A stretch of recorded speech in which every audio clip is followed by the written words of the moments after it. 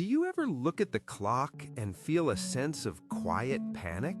That gnawing feeling that there just isn't enough time in one lifetime for all the things you want to learn, do, and become. Maybe your browser has 20 tabs open right now, each one a different rabbit hole of fascination. One tab is a documentary about ancient Rome, another is a tutorial on how to bake sourdough, and a third is a deep dive into the latest AI model. You look around your home and see the evidence of your curiosity everywhere. There's the half-finished online course on digital marketing you were obsessed with last month. Next to it sits the pottery kit you bought after watching a single inspiring video. Perhaps there's a stack of books on urban gardening that you swore you'd read. This collection has been called many things, maybe even by you. You might call it your bookshelf of half-read books. Or maybe, more grimly, your graveyard of abandoned hobbies. And with each new interest that sparks your mind, a familiar voice of doubt whispers, "Here we go again. Why can't I just stick to one thing?" It asks that dreaded question. Am I just a jack of all trades, a master of none? This feeling of being scattered, of being a failure for not specializing, is a heavy weight to carry. But what if I told you that this isn't a flaw, but a blueprint? What if that collection of abandoned projects isn't a graveyard, but a treasure chest of seemingly unrelated parts? What if your tendency to jump from passion to passion isn't a weakness, but your greatest and most misunderstood strength? The world tells you to dig one deep well, to become a specialist, but your mind was never designed for that. You aren't meant to dig deep. You're meant to build bridges. You have what I call the pattern weaver mind. A pattern weaver is someone with an innate ability to see connections that specialists deep in their wells completely miss. Your mind is a loom, constantly weaving threads from different disciplines, experiences, and ideas into a unique and powerful tapestry. That feeling of being scattered is actually the feeling of collecting diverse, colorful threads for your masterpiece. So if you've ever felt like an outsider in a world that demands hyper-specialization, you found your tribe. In this video, we're going to dismantle that old, tired narrative of the master of none. I'm going to show you exactly what a pattern weaver is and why this cognitive style is a genuine superpower in the 21st century. We will explore why your mind works the way it does and how it's fundamentally different from other traits it gets confused with. And most importantly, I'm going to give you a practical toolkit to start harnessing this power today, turning that perceived chaos into a clear, confident advantage. You're not scattered, you're a collector of dots, and by the end of this video, you will know how to connect them. To truly understand the pattern weaver, we first need to appreciate the world they exist in, a world obsessed with the specialist. Think of it this way. Specialists dig deep wells. They pick one spot and they go down, deeper and deeper, until they become the world's foremost expert on that specific patch of ground. Society celebrates this, and for good reason. We need experts in medicine, engineering, and science. We need people who know everything there is to know about one specific thing. Their value lies in depth. Pattern weavers, on the other hand, operate differently. While the specialists are digging their wells, the pattern weaver is walking the landscape. They take a sample from the botanist's well, a piece of rock from the geologist's well, and a tool from the engineer's well. They aren't digging, they are connecting. Their value isn't in depth, it's in breadth, and most critically, in synthesis. They are the ones who can see how a discovery in one field can unlock a breakthrough in a completely unrelated one. This is the essence of true innovation. Research in creativity consistently shows that major breakthroughs rarely come from within a single field. They almost always happen at the intersections, at the places where different ideas collide. Think of your mind as a giant loom. Every book you read, every documentary you watch, every new skill you try is another thread. One might be a vibrant red thread of knowledge about 18th century naval history. Another is a sturdy, practical gray thread from that accounting course you took. Another is a shimmering, creative gold thread from your brief obsession with watercolor painting. A specialist might have 1,000 yards of a single color thread, and that's incredibly useful for making a solid blue cloth. But a pattern weaver has a collection of dozens of colors. Individually, these short threads might seem useless, but when you start weaving them together, you create something no specialist ever could, a rich, complex, and unique tapestry. A perfect modern example of this is Steve Jobs and the story of the first Macintosh computer. After dropping out of college, he randomly decided to audit a calligraphy class. It was a beautiful, historical, and artistically subtle field that had zero practical application for his life at the time. It was, by all accounts, a useless thread of knowledge. Years later, when designing the first Mac, he and his team were struggling with typography. Computers at the time only used ugly, mono-spaced fonts. Suddenly, Jobs connected the dots. He recalled the lessons from that calligraphy class about serif and sans serif typefaces, about proportional spacing and kerning. He weaved that useless artistic thread into the fabric of computer engineering. The result was the first personal computer with beautiful, varied typography, a feature we now take for granted. That innovation didn't come from a computer scientist digging a deeper well. It came from a pattern weaver building a bridge between art and technology. That's what your brain is doing every single day. It's collecting threads for a tapestry you can't even see yet. But this abundance of curiosity can sometimes feel overwhelming or even be misunderstood by yourself and others. It can even mimic the symptoms of other conditions, which can lead to a lot of confusion. If you're already starting to see yourself in this description, if the idea of being a pattern weaver feels like coming home, you've found your tribe. Go ahead and subscribe to join a community of thinkers who connect the dots in ways no one else can. We're just getting started. Now, it's natural to wonder, especially in a world that's more aware of neurodiversity than ever before. A common question people with our type of mind ask is this: do I have a unique cognitive style, or do I just have ADHD? It's a crucial question because there is some overlap in the observable behaviors. Intense interest in new topics? Check. A history of starting projects with huge enthusiasm and then moving on? Also check. A brain that seems to jump from one idea to another in a non-linear fashion? Absolutely. It's easy to see why the two can be confused. But the underlying driver, the why behind these behaviors, is often fundamentally different.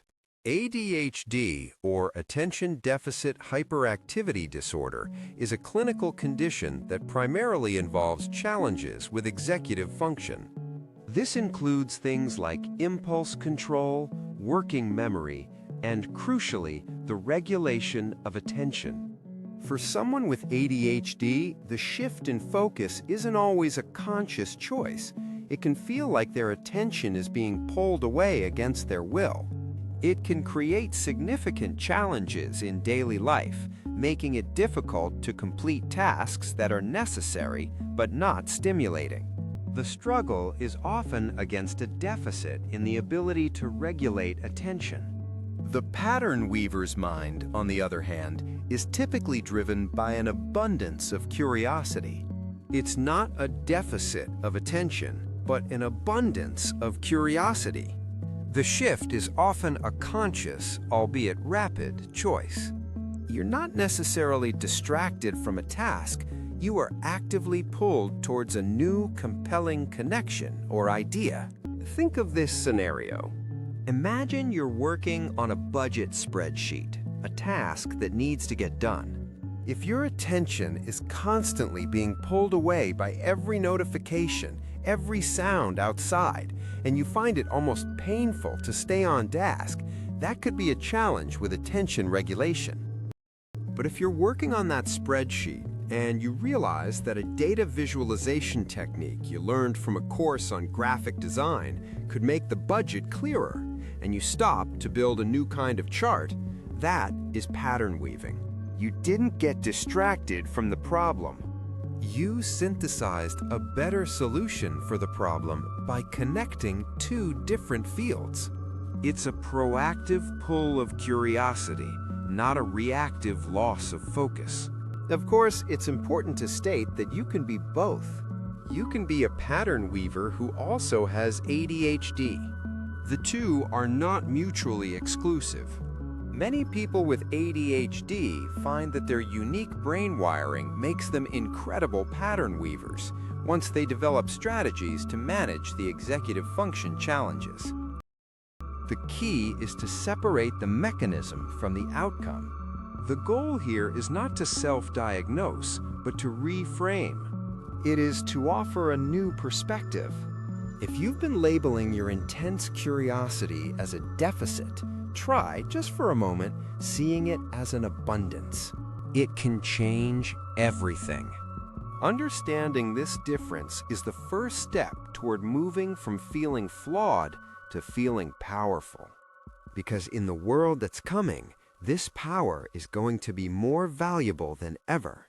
So, for generations, we've been told to specialize. The industrial age rewarded it. The information age perfected it. But we are now entering a new era, the integration age. And in this new age, the tables are turning. The very skills that made pattern weavers feel like outsiders are now becoming their greatest assets. First, let's talk about adaptability. The world is changing faster than ever. Industries can be disrupted overnight. A specialist who has spent 30 years digging one deep well is incredibly vulnerable if that well suddenly runs dry. The pattern weaver, however, isn't tied to a single well. They've sampled from dozens. They know the landscape. When one industry shifts, they have a diverse toolkit of skills and knowledge that allows them to pivot, adapt, and even thrive in the chaos. Their non-linear path has made them masters of learning how to learn. Then there's the rise of artificial intelligence. Many fear that AI will replace human jobs, and for deep specialists, this is a legitimate concern. AI is exceptionally good at digging deep wells. It can analyze massive data sets within a single domain far more efficiently than any human. But what AI struggles with, at least for now, is context, wisdom, and making creative leaps across disparate domains. AI can be the world's best geologist, but it can't be the person who connects geology, art history, and supply chain management to create a revolutionary new sustainable material. That requires a human touch. It requires a pattern weaver. As AI handles more of the deep, narrow tasks, the most valuable humans will be the connectors, the synthesizers, the big picture thinkers. It leads to a powerful new truth for our time. In a world of deep wells, the most valuable person is the one who can build the aqueduct. Finally, pattern weavers are built to solve the most important problems we face. The world's biggest challenges, like climate change, economic inequality, or public health crises, are not narrow problems. They are wicked problems, deeply interconnected and complex. You can't solve them from inside a single well. They require people who can think across systems, who understand the science, the economics, the psychology, and the cultural history all at once. They require pattern weavers. Think of the career path of someone who started in marine biology, then got a job in data analytics for a tech company, and now runs a nonprofit that uses data models to predict and protect endangered ocean ecosystems. Their resume looks messy by old standards, but they are uniquely qualified to solve a problem that no pure biologist or pure data scientist could tackle alone. They wove their threads together to create a job that didn't exist before. This is the advantage. Your life path isn't chaotic, it's convergent. Knowing this is one thing. It is another. So let's get practical. All right, let's turn this identity into an action plan. I'm going to give you 3 simple but powerful techniques to start consciously weaving your patterns. First is the idea ledger.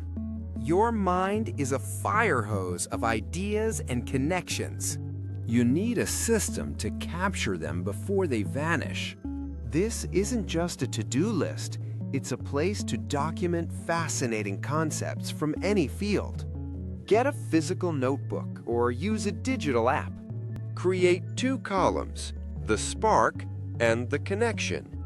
In the spark column, you write down the cool thing you just learned. Learned about the mycelial network, how fungi create vast underground communication systems.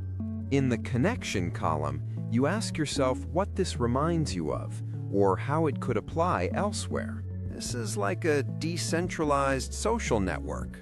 Could this model be used to improve team communication at work? This simple act trains your brain to look for patterns consciously. Next up is skill weaving, which is all about how you present yourself to the world. Stop thinking of your resume as a chronological list of unrelated jobs. Start framing it as a portfolio of interconnected skills. Instead of saying, I was a barista, then a project manager, then a freelance writer, reframe it. My time as a barista taught me high-pressure customer service and efficiency. I applied that system thinking to become a project manager.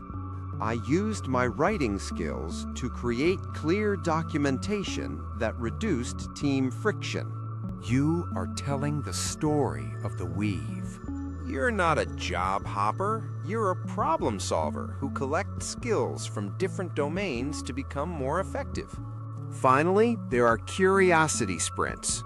This technique is designed to let you dive into new interests without the guilt of abandoning them.